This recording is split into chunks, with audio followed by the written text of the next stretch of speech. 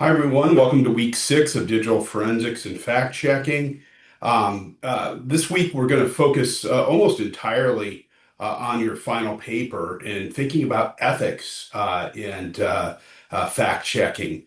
One thing I encourage you to do is to watch this uncut video of an interview on 60 Minutes with President Trump and to watch it early in the week. This is summer of 2026, so it's July 20th. So watch it early, either the 20th or the 21st. It'll give you a little more time to write the paper. We also have a transcript of the interview and an assignment sheet right here that you can click on, and I'm going to go over that in a minute. But the gist of the paper, it's a 1,400 word essay and it talks about live fact checking.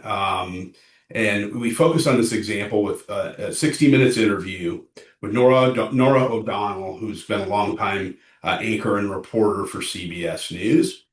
And this was a time, Trump did this interview at a time when 60 Minutes and CBS were in great turmoil. A lot of the executives had quit.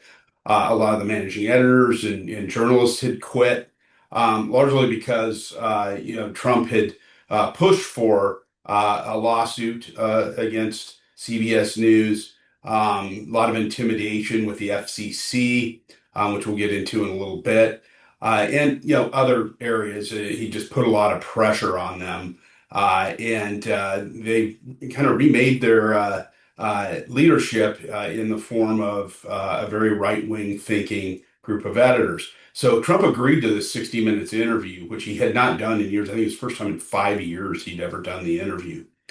And it leads to an interesting ethical issue because Nora O'Donnell interviews him and just basically gave him the whole hour. The interview actually went an hour and 15 minutes, 75 minutes. But what aired was 1 hour. And she never fact checked him during the interview. What president has not lied to the media over the years? But, Trump has made it an art piece of artwork.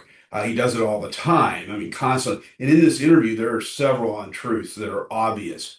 But Norm O'Donnell never once called him on any of his BS, so to speak, and just kind of let him go and rant. And, got to think about the ethics of that. Is it the right thing to do? Just give him a platform to say things that you know are false? Or should we be fact checking him in real time? And this issue came up during the debates in 2020 and 2024 during the presidential election. How much should the moderators be fact checking both candidates? And is that, if they're fact checking one more than the other, is that trying to turn the election? Are they remaining neutral in their moderation, or are they trying to attack one candidate? A lot of the spin doctors with these political campaigns argue that, oh, well, the moderators were, slanting the debate in the favor of the Democrats or of the Republicans, whatever. But there are independent fact-checking agencies that did fact-check the CBS interview. CNN, Newsweek, PolitiFact out of the Poynter Institute, and formerly the St. Petersburg Times, now the Tampa Bay Times. And those publications and networks all fact-checked it. And you can go through and read them. I've given you links to them on the syllabus. They're on the assignment sheet too, and you can go through. There are 18 false claims in a 60-minute interview. That's one every 3 minutes. And then we had some other fact checks. Some of them overlapped, but some caught things that others didn't. And PolitiFact, of course, does a lot of really incredible fact checks here. Hour and 13 minutes. I said 75 minutes, 73 minutes interview. Definitely read through these. As far as the interview, it's up on YouTube, hour and 15 minutes. This is the uncut version, the unedited version. But it's pretty much what everybody saw, give or take, 13 minutes. And then we have the transcript of it too, which I want to give you so you can go through and actually read it word for word in case, the audio didn't quite come through for you or something like that. One thing that I ask you that you don't do is take this link or this text of the transcript put it into a large language model and ask it to write a 1,400 word paper about this with fact checking. You're going to get a garbage paper. I'm going to catch you at it because I'm pretty good at detecting that both in your writing and in using the AI detection tools. Don't cut corners here. What you think about this topic, not what some large language model thinks. You can use it to edit or do other things, but don't just drop this in there and say write a paper off this interview and the lack of fact checking. It just won't do a good job of it because it's not able to really do a lot of fact checking for you. You can fact check an individual point or something or research an individual point, but it won't just go through the interview and flag everything for you. Um, Final paper, this is the document that's linked off the syllabus right up here, assignment sheet. This goes into great detail, everything I just talked about. Just be sure to watch the lecture. You've got the transcript there if you need to quote anything out of it and link off to it. Please attribute everything that you find and hot link off to it. Don't put a bibliography at the end, just hot link out of the piece, like according to, this CBS or according to this PolitiFact fact check, what Trump said here was wrong. But research a recent history of the CBS News lawsuits, the hirings and their firings. They're very easy to find in a Google News search. CBS News leadership firings. Did Trump do this interview largely because he had CBS News leaders in his hip pocket? That have influenced O'Donnell and producers to be less combative? A lot of people have written about this, and you can find those articles. It's been heavily criticized among media pundits. So you've got the three fact checks on here as well. The format, just keep your paragraph short, 2 to 3 sentences per paragraph. Put a title at the top of your page that's 6 to 9 words long, subject, verb, object, structure.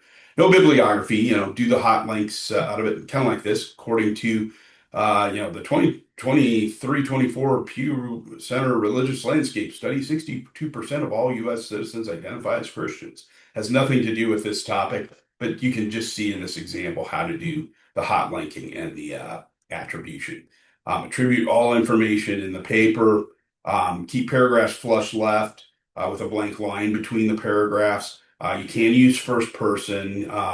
Typically you want to write because it's your opinion. You want to write in first person, but also back that opinion up with the facts, studies, and other articles that you come across in your research.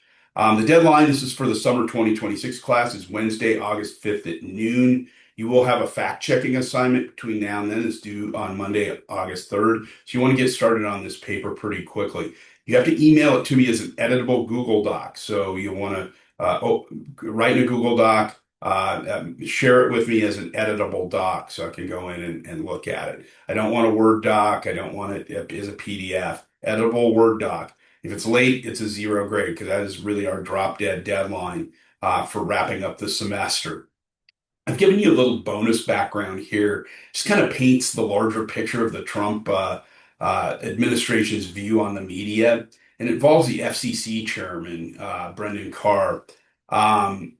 He's was speaking to a group called the Conservative Political Action Conference in Texas in March of 2026, and he's quoted is to how the Trump administration has impacted CBS News. I mean, the FCC chairman openly talked about it, and then a few more things where he talks about it, and even says at the end, this is just chilling. This was at a different testimony agency oversight hearing by the Senate Committee on Commerce, and he actually said in it. The FCC is not an independent agency, formally speaking, even though their own website says that they should be an independent agency. While the FCC chairmen for years have been appointed by various presidents, Newton Minow was the FCC chair for many decades, long, long time, and he represented many presidents, both conservative and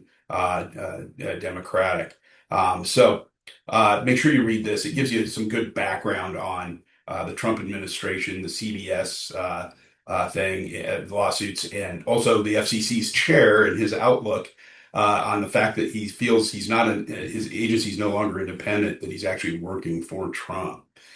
which is kind of scary. It's the first time we've seen that, and in the 80-year history of the FCC, it's been around since the 40s, I believe, 40s, early 50s. So this is your final paper assignment, 1,400 word essay on a Google Doc that's editable, flush left on paragraphs, just like I've got here, a blank line between paragraphs. You can use subheads. You can link off to any articles or multimedia that are part of your research. Some of it might be the video. I would link to the video itself, the uncut and the transcript out of the story. Also, you can link to these fact checks and the other research you do. If you have any questions, do feel free to reach out to me. Not a problem at all. I'd rather have you understand, what we're doing than to miss something, and have it hurt your grade. A couple other little housekeeping items. Um, we're going to have you set up an account on Rolli app. That's been part of your homework for a little while now. And we're going to have you set that up. It's Rolli.ai, Rolli.ai, Rolli.ai. It's linked off your handout as well, or your syllabus as well. And this is a version of it. This is actually in beta. So by the time, you guys see this video, it'll actually be available. They have this new deep research on demand tool. It's an AI agent built into it where you can ask plain language question about what's going on social media and sentiment on social media. And you don't have to click around on, a bunch of buttons to find it. This is their current interface. I've done some keyword tracking on Donald Trump and Iran war. These are two pretty hot topics in April of 2026. It tells me how much engagement there's been. These are the platforms I've selected over here: Twitter, Reddit, YouTube, Blue Sky, Instagram. I didn't do Threads and Weibo. I just wanted to narrow it down. And you can see how much engagement there was. A lot of engagement on the war, and just gives you some overviews. How many were sad or wow emojis, on Facebook, things like that. How many likes and comments. This breaks down, this little donut chart breaks down positive, neutral, negative, and irrelevant. And you can hover over each one. You can actually go in and view that. I'll click on it here. And it gives you kind of an overall sentiment. This uses a tool called Information Tracer. It's developed by Zuhan Chen at New York University at NYU. And Zuhan, built Information Tracer and then partnered with Rolli app. Rolli is actually founded by Nick Toso, former producer at CNN. He worked in their Washington bureau. So it's built for journalists by journalists. A lot of other people use it too. You can find expert sources in it that are like listed over here. These are some of the top experts on these topics. You can open up their bios and read them and reach out to them because they have contact information in there. Shows the top users, some of the top posts. You can click on these and go in and look at them if you want to. Behavior detection. One of the things Information Tracer does is track some of these accounts, especially on Twitter, and flags them if they are acting oddly. And typically, what's acting oddly is a bot account, like a Russian bot account that's been programmed just to push information out. It's not really a human being behind it. It's a program that's running it. Sometimes they're even AI programs that are just taking and running this. And they've noticed some slight behavior detection on Iran war on Twitter. It talks about some of the posts here, kind of in a big long paragraph. So, you can run any topic you want. I can do climate change up here in the upper left, right up here under keyword tracking input. You can set your dates. You can go back several months if you want. It does take a while to do that. You can limit the number of posts. And I can, add or cut out any tools that I want here. So I'll just, for practice here, I'll just do Twitter, Reddit, YouTube, and Blue Sky. And then it's weird. It needs a little go button down here, which I've told them, they kind of need. If I just hit climate change and hit return. This is just a tool we're going to play with a little bit in the coming week or two. And I just want you to have it set up and have a basic understanding of what it does. And this will take a while to build, but it'll go through and analyze all these, and you'll get this data within a few minutes, and it'll play out here. You can also go in under users and insights. Insights actually gives you, this is Twitter on Donald Trump. It gave me a little mind map breaking down some of the topics and subtopics that are covered about Trump. You can get very specific. You can even do local topics as well. Here's some of the Facebook topics that people were discussing that involved Donald Trump during those times. They also have an engagement graph here showing some of the top tweets. And you can see their profiles and what they posted underneath. The emotion map is kind of fun. This is a little kind of tree map that shows anything in red means negative, green is positive. You can see what countries they're coming from too, which is pretty cool. Neutral, is kind of this emoji. And you can hover over them and actually open up some of the reasoning on the sentiment. It runs analysis and categorizes the different types of posts as being, positive, negative, neutral, and so on. It also has an emotion map up here. You can just click around. You can cluster them by countries. Your filters are here, so I can turn on or turn off, happiness, sadness. It's got a good list now. You started with like 3 or 4, but they've got 7 up here now. And you can filter them out again by platform. If I wanted to take Facebook out of here, I could. So that's pretty cool little use of the tool. And you can always link off to these two, top spreaders. This is showing, who's sharing this information on Facebook and on Twitter. You can go visit the post, look at their profiles, things like that. You can apply various filters to it as well. And I'm going to click back a couple of pages here. Home page. Makes me log back in sometimes when I click out of something. It's one of the quirky little things about it. So I'll click on login here. Just want you to see this up here, the AI agents. Well, right now it's still in beta. And it should be available on your page once you create the account. Use your UIC.edu account. That typically gets you in to the account pretty quickly. Sometimes it can take up to 24 hours. So, make sure you do it today. I'm going to hit start your first investigation. This is my first time using it. I've seen a demo of it, but I've never used it. And so I could go in, what question should the agent investigate? What has been, and pick a current topic, in the sentiment on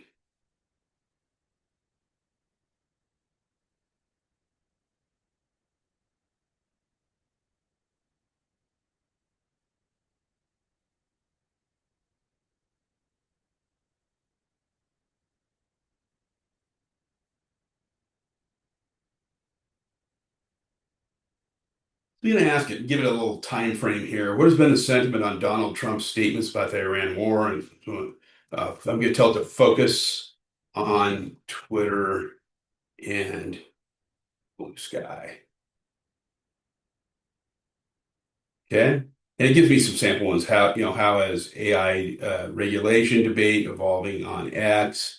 Kind of broad. I gave mine a little bit more basic. For those of you that are in marketing, what is driving the quote brand name sentiment shift this week? You can run these on your companies that you're working for. So it'll start running this investigation. It does take a little while because it's actually taking a instead of doing a search topic like here, this is actually built out. It's actually taking the written language and trying to interpret it and then give you your result. So this old version over here on the left has been around for a while in the tool, a few years now. This is kind of the old school way of doing something, but they've added these AI agents in, and they're new. You can run more than one. I can hit new and run another one, and they'll build across the top. So I just wanted to point out that it's there. Hopefully it'll build, here in the next 30 seconds or so. It does take a little time, and I can show you the results. If not, just try it. It should be up here at the top, either in purple or in blue. They may change the color of it on your post or on your interface. Down here, it has discussion point because I just done a search on climate change. Um, and it gives me a nice little overview. It does a little slideshow of them. There's one on Trump, and then there's one on the Iran war. So it gives me little summaries on each one of these that are listed down here. So this is taking a little time to build. So I just wanted to make sure that you get the account set up. So hopefully it'll kick in here before I sign off. Um, there's also a really great video, and this is completely optional. You don't have to watch the whole thing. It's 55-minute interview with Hank Van Ness, who's built the tool Image Whisperer, which we'll talk about a little bit next week. Encourage that you do play this video. He's got a little guide that runs with it. He did it as part of his GIJN's Tech Focus Week, Global Investigative Journalists Network. GIGN does a lot of really cool stuff. And Hank is over in Europe. He builds tools. He shares stuff with me all the time. He's one of the foremost authorities on AI detection and deepfake detection. He's actually building the tools for crying out loud. I mean, how awesome is that? And then his guide is right here. I've got both linked off of your syllabus schedule. So you can take a look at those. I would read through the guide here. For some reason, that photo didn't load. Read through his guide here real quickly. Just kind of skim it because it does set up next week very well. But again, I want you focused on the paper, not necessarily watching a whole 55-minute video, but you could scrub through it if you wanted to and kind of get the gist of what he's talking about. Again, just for background. One last thing, I want to go back here and see, oh, it's completed. Yeah, here we go. And I can export this data too, which is really cool. And I can follow up with it as well. And here it gave me this nice little executive summary. Wow, little bullet points. Could do without the emojis, but it's fine. Scope and parameters, what's happening, narratives and clusters, kind of clusters different narratives together, gives you an overview. And then links to various ones, selected representative posts that support what's up above. So you can really go in and see, is this what people are saying? Boy, this is just, also offers some next steps on continue monitoring this and how. Boy, this is just deep search. And this is my first time using it. So, I'd seen the demo. It didn't show all of this, but, you can hit export up here, export this. And we'll talk about this tool a little bit more next week, but I wanted to give you a little preview of it. All right, that's it for this week. I guess rolling on that final paper, because next week we do hit a lot of digital forensics pretty heavy on the fact checking part of it. We dig into video and audio detection tools. All right, that's all I had for this week. Reach out if you have any questions. Thanks.